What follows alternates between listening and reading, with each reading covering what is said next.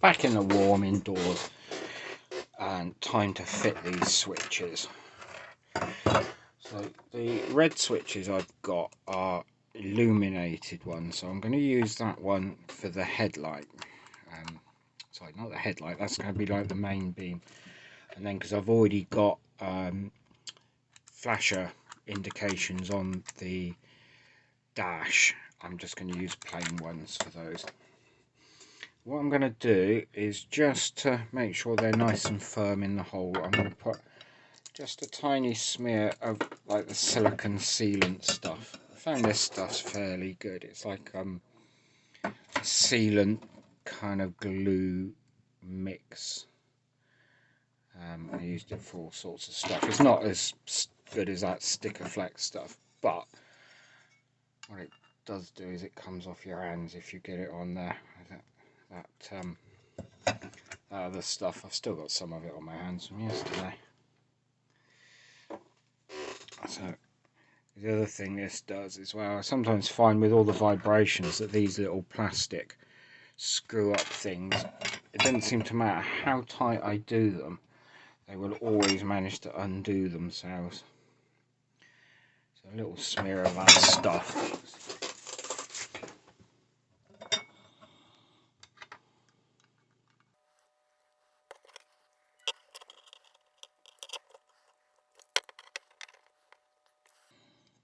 Okay, do one for the other side.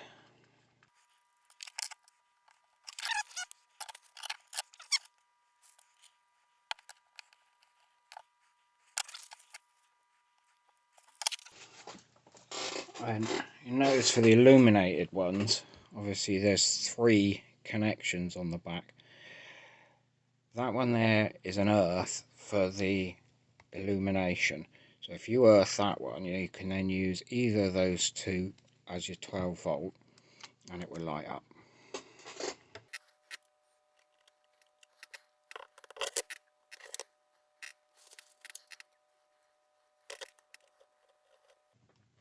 If any of you doing kit car stuff, these sort of switches, these illuminated ones, can be quite useful for stuff that you need like a warning light of as well. Because obviously then you don't need to put a separate light in on the car.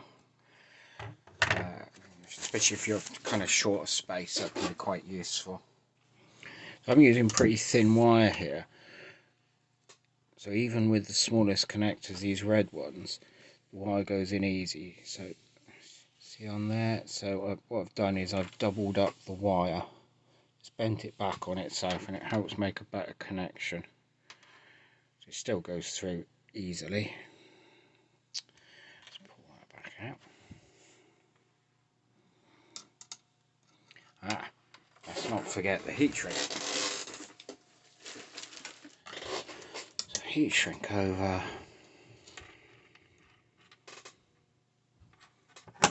And crimp it down.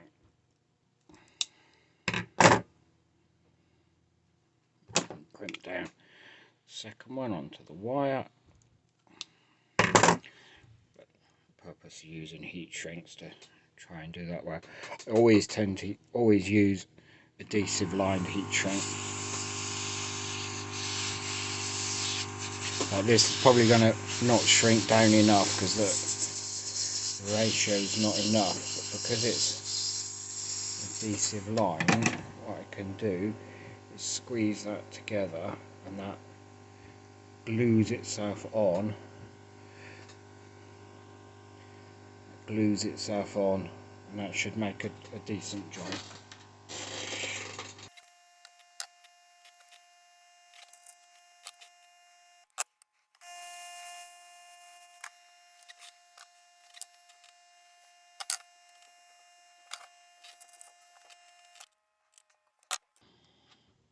Don't know if you could see there, just give it a little bit of a pull just to make sure it's all crimped down okay.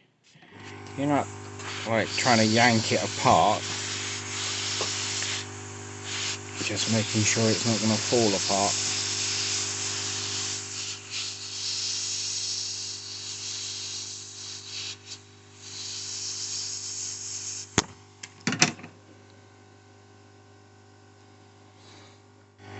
and that's the horn switch that came with the steering wheel. I'm going to make a separate little one for that for two reasons really. First one is until I check what's going on the car. I'm not 100% sure that needs to be earthed, but to be perfectly honest, the main reason being I completely forgot to put a fourth wire in there, so that's fine, we'll do it like that. That's the loom all connected. Obviously when it's on the car I'll decide quite how I'm going to tidy this up and hold them together. I'll probably use some of these little things which are quite handy. So it's like a double-sided tape on the back, and then you just put cable ties through there. So I put these on here so it's nice and secure, because these wires are so thin. What I need to make sure is there's never any pulling on those wires, so the cable here will be very securely done so that these can't move at all. So I'm back out in the garage and now getting the indicator switch gear and horn and all that ready to fit back on the car. Got a bit of a rat's nest of wiring going on here at the moment because I'm redoing a lot of the wiring loom. I originally did the loom expecting to use the original Hayabusa clocks, which I didn't use, so quite a lot of the wiring I did is now redundant. So I'm taking the opportunity to kind of tidy it all up. So far I think I've pulled about 2 kilos of wires out of this car and thrown them in the bin, so the car might be even faster when I'm finished. This is what was on the car. A standard, came with the kit. I think it's a Ford Fiesta switchgear. Worked okay. I was getting trouble with the hazard lights not working though, because I think this is all totally exposed, and obviously any time it rained, I don't know if you can see on there, the rain just basically poured in around there and would fill this whole thing up with water. But the main thing was I couldn't really reach the indicators very well where I wanted the steering wheel. I wanted the steering wheel a bit closer towards me, and it got to the point where I was on full stretch to reach the indicators and things, so I'd have had to start taking my hands off the wheel to do the indicators, which obviously with such direct steering, if you're on a tight roundabout or something, is far from ideal. These switches are going to fit behind the steering wheel, something like that. Obviously then I've got a nice grip on it. Got a curly USB cable that I'm going to use that, so I'm just making up new connectors to fit on the back here. That's the basic wiring done on the back. Unfortunately with these curly leads, I'd rather have found one that was 6 wires, as I just had one curly lead. These USB ones are like a couple of quid each, but obviously 4 cores or 4 wires. And you go to the 6 wires, I couldn't find any that were less than 20-30 quid, so I thought, well, although it's not ideal to have 2, for the sake of that difference in price, it seemed okay to go with the 2. So I've connected up these switches now, connected up the relay, obviously not done the looming tidy yet. So now is what happens if we press the button. So left indicator, oh, left indicator, left indicator, this is looking good. Let's turn that one off. So these are what you call push to make and then push to brake ones, so there will be no auto cancelling, but there wasn't before. So that's the right indicator. Right indicator. Hey, success. So now I'm going to have the hazard light on the switch here. I've not connected that up yet, so the next job is connecting that in using the same flasher supply but routing it to both. So for the wiring for the hazard lights, I'm having to be a little bit clever here, because I need to obviously supply the flashing voltage to both indicators. If I just twisted the wires together and connected up to my hazard switch, which is just a single pole, that's fine, the hazard lights work, but every time I use either indicator, it also flashes both lights. So what I'm going to do, obviously this isn't permanent, is just put a couple of diodes in. So when that brown wire goes live from the bottom end, it doesn't connect to the blue wire. So that goes live when the indicator flashes. At the top, where they join together, allows electricity to run down the wire. A diode is like a one-way valve. So that then connects on to the hazard light switch. I think what I do, I draw out at the end of this video, I try and remember to draw out a little circuit diagram of what I've done here, just to sort of, if anyone wants to copy it, just as it makes sense. The observant among you might have noticed a minute ago that I had one diode one way and one the other. That's what happens when you twist stuff together and you don't have your glasses. Unfortunately, before about to crimp this thing up, I noticed, so I've now got it the right way around. Because the wires on the diode are that sort of single core wire, because it's designed for going on PCBs, it's quite brittle.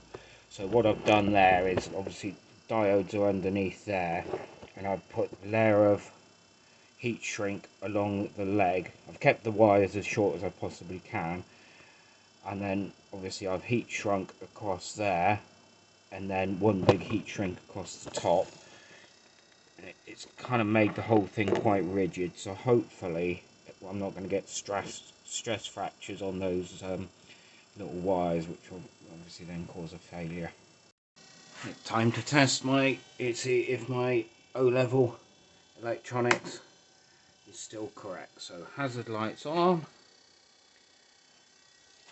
both sides flashing, and the back as well. Yep, goody.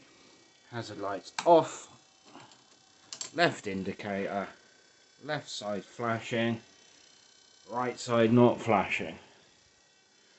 Same on the back. It's looking good. Let's just make sure there's not a cock up on the other side. So that's right indicator, no left. Right indicator, no left. Brilliant. So it's just a case of tidying up the wiring when I tidy up the rest of it. Obviously I need to sort out a way of making that nice and neat, and making sure that when I steer, it's this that does the pulling and not on here. So apart from doing the bit of any job that I hate the most, which is the tidying up and the making it all look pretty, that's the indicators pretty well done. Just finishing editing it and realised I made a rash promise of drawing out a little circuit diagram, so I will do that now. So here we have the little circuit diagram. So I have a permanent 12 volt supply going on to the flasher relay, permanent rather than switch, so the hazard lights can work with the ignition off if it ever needs to be. Obviously the flasher relay has its own earth, and the third pin on the flasher relay is the pulsed 12 volts. So that's then split into three ways. One goes to the left switch, which then simply goes to the LED, and the other side of the LED is earthed. And we've got the right switch, LEDs on the right side of the car, earthed.